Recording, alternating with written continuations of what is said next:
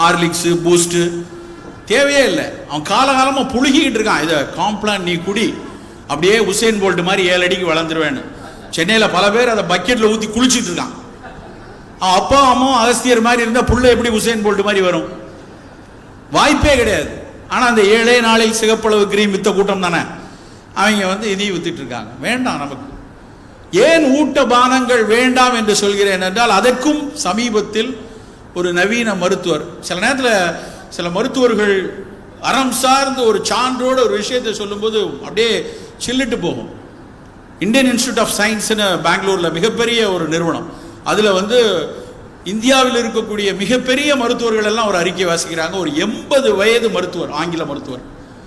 அவர் 50 வருஷம் ஆராய்ச்சி பண்ணியிருக்கார். அவருடைய 30 வயசுலேருந்து டாக்குமெண்ட் வச்சுருக்காருங்க.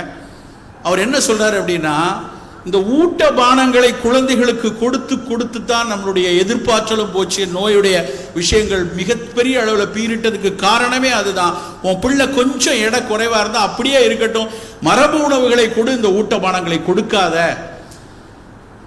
ரொம்ப தெளிவாக சொல்றாரு. எந்த குழந்தை தன்னுடைய அந்த வீனிங் பீரியட்ல இருந்து ஆரம்பிச்சு கேட்சப் growth பீரியட்ல மிகப்பெரிய அளவில் இந்த மாதிரியான ஊட்ட பானங்களை கொடுக்கிறோமா? ஊட்ட பானம்ங்கிறது இந்த சோய் புரோட்டீன்லையும் மில்க் புரோட்டீன்லையும் வே புரோட்டீன்லையும் வச்சு பல விட்டமின்களையும் மினர்களையும் நிரப்பி பாட்டிலில் அடித்து விற்கிறார்கள் அல்லவா?